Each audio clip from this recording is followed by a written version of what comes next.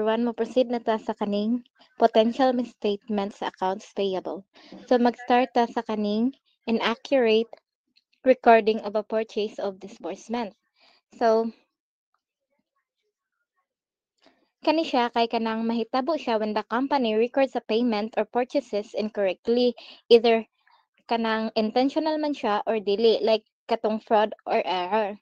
So sa fraud nata example ani niya. Ang example ani is that kanang a bookkeeper prepares a check to himself and record it as having been issued to a major supplier. So this is considered as a fraud in a way nga kanang iyaha ganing murag giilad ang company sa pagsulat niya og kanang cheque para sa iyang kaugalingon, pero ang iyang gipagawas kay kanang bayad kuno sa inahang supplier. So mura ganig intentional ang iyang gibuhat. Then sa error naman kay kanang example ani niya is that a disbursement is made to pay an invoice for goods that have not been received.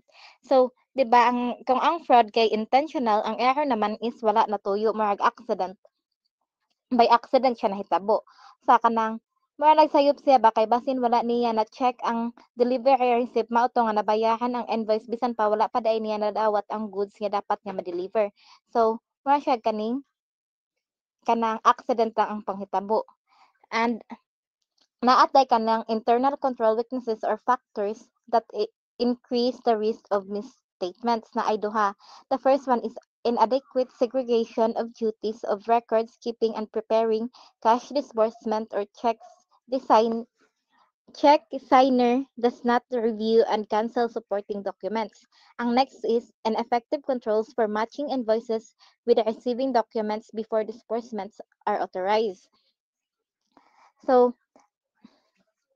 kanamura ganig kanang ang first one is kanamura ganig poor segregation of duties walay proper nga kanang pagkabahin-bahin sa trabaho gani or responsibilities, like for example sa kato nga situation kay kanang usa ka katawo ang gi-assign para sa kanang pag-andam sa cheque ug siya ra pud ang mag-record sa transaction sa accounting system.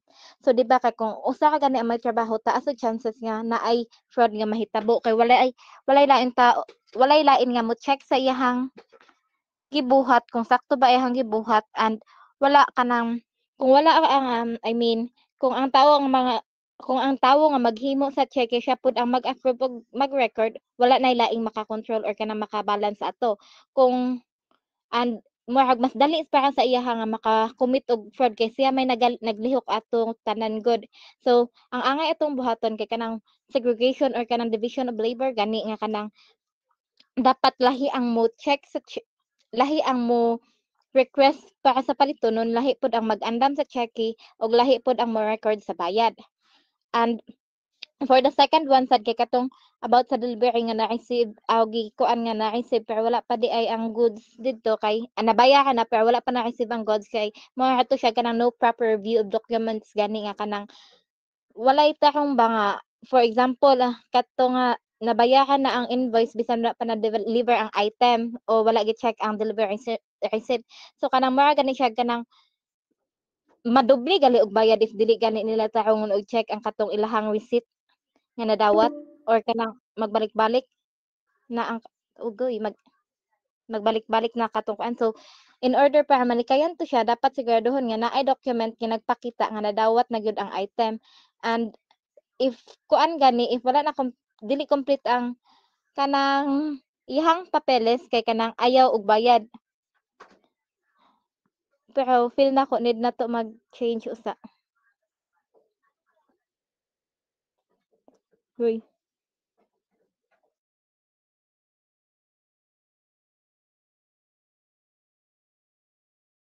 The next kaning description of misstatement is the paday kog balik 15 minutes na lang ta.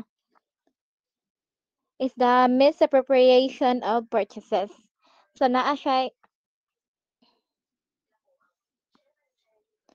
so mura gani kanang pangawat sa gipamalit nga goods. So ang example ani niya kay fraud example sa fraud ani niya is that kanang goods are recorded but delivered to an inappropriate address and stolen. So kanang nag-order og goods pero gideliver sa sayop or peke nga address unya kanang gilimbungan gani ang katong company. So naitaw sulod sa company like employee gani nila nga nag-order og goods in the name of the company pero giplano niya nga i-deliver adto sa iyahang kaugalingong address o sa usa ka peke nga location. Pag-abot dito sa kaning delivery, walay tinuod nga recipient sa company kay ang item iya di ay tuyo kuhaon o kawaton. Gusto gihapon nga mura gani kanang ang gasto ang gipabayad ang company mao'y gipabayad ato nga item nga pero wala day nadawat ang company nga kanang produkto. So iyahang internal control weakness is that katong kuan same aning usa katong ineffective controls for matching invoices with receiving documents before disbursement are authorized. So kanang kato ako gingon kay ganina wala sila klaro nga proseso sa pag-compare sa ilang mga purchases, invoice ug delivery receiving report una nila gibayaran. Dapat i-check usa nila ang item nga ilahang gi-order ug ang items nga nadawat if pareho ba. Then kung dili gani i-verify kung tinuod ba nga naabot ang items before mobayad sa supplier. And tungod ani kung dili nila ma-fail gyud nila to check ang katong items kay kanang or katong ma-fail nila kanang compare ang kanang receipt kay kanang pwede nila mabayaran og balik-balik ang katong produkto or kanang makabayad sila sa produkto bisag wala naabot sa ilaha or kanang nakawat na nga produkto. So to avoid this, dapat i-match ang katong mga documents then siguraduhon nga naay receiving report nga nagsulti nga nadawat na ang items ug pareho sa purchases invoice una nila bayaran. Kung walay tinuod nga delivery slip ayaw bayahi. Pwede pod nga mogamit pod sila og kanang system nga mag-require og signature sa kanang warehouse or receiving department before ma-approve ang payment. Next is the kaya ni. Next is the duplicate palay ko balik sa table. Duplicate recording of purchases. Sa error ani niya kay nagbalik-balik og record sa kanang nagdoble og record ang bayad sa usa ka purchase or kanang gipalit. So ang sa error ani example niya is that a purchase is recorded when an invoice is received from a vendor and recorded again when a duplicate invoice is sent by the vendor. So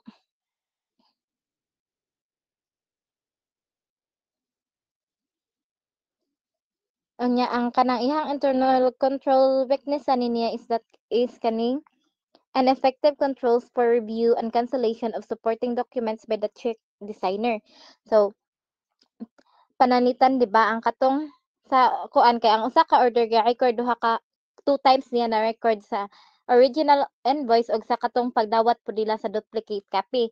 So kanang mura ganig pagdawat nila sa duplicate copy nagtuo sila kanang lahi na pud to siya nga kaning item mao na nga kanang na double nila og kanang record ang kato nga transaction. Resulta ato kay kanang pwede po siya ma-result og kanang maragay makagasto na pud sila balik kay nagbayad na pud sila ato nga document or kanang purchase.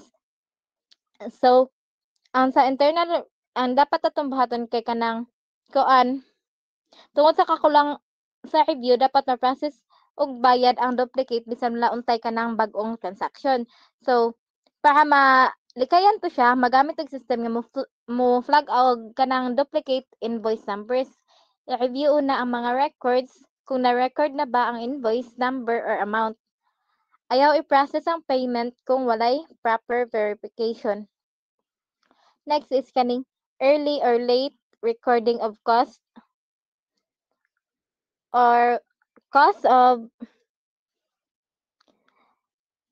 late or early recording of cost of purchases, cut-off problems. So example sa fraud is that kaning purchases journal closely early with this period's purchases recorded as having occurred in a subsequent period. So kani siya kay kanang gi-record ang palit gi-record ang purchases karon nga period pero gipakita nga nahitabo to sa mga kanang for the past years para lang mas nindot ganit tan-awon ang record sa ilahang company. So kanang ilahang gipiki gani ang time sa katong pag-record nila nga sa ato nga transaction kay ato nga transaction and consider siya as fraud kay kanang tuyo gud nila nga nga ilahon nila ang katong mga kanang reader sa financial statements like katong ilahang investors ug ang katong mga auditors. So, ang ilahang internal control weaknesses is that kanang asa to? An effective board of directors audit committee or internal audit function tone at the top not conducted to ethical conduct and due pressure to meet earnings target. So kanang wala lagi kanay walay klaro o kanang lig-on nga pagbantay gikan gani sa mga dapat mo guide sa katong na-mention nato ang katong mga audit committee, wala sila kanang kuan sa timing sa transaction, wala nila review ang date sa invoices o delivery receipts sa prep og tarong. Then also pressure gikan sa kanang management to meet targets. Gipugos sa nga ang accounting team nga maabot ang quota o target bisan pa og sayop ang kanang mga ilahang way nga gigamit. Kung so para malikayan to siya kay kanang dapat katong balik-balik nato i-review ang documents og tarong then kasama atong invoice date, delivery date ug ang report ang receiving reports. So ang auditors ug board members dapat kay kanang active sila og independent ang pagbantay then independent ang pagbantay para mas maayo nga kana galing more aware sila sa nahitabo didto and kanang malikayan ang kaning fraud. So also kanang dapat pud nato kanang promote ang ethical work culture para mas maayo nga tinuod og kanang mas unsa kay ma-ensure nga tinuod og sakto ang kanang nakabutang dito sa financial statements gani and mao ra to. Next kay to be presented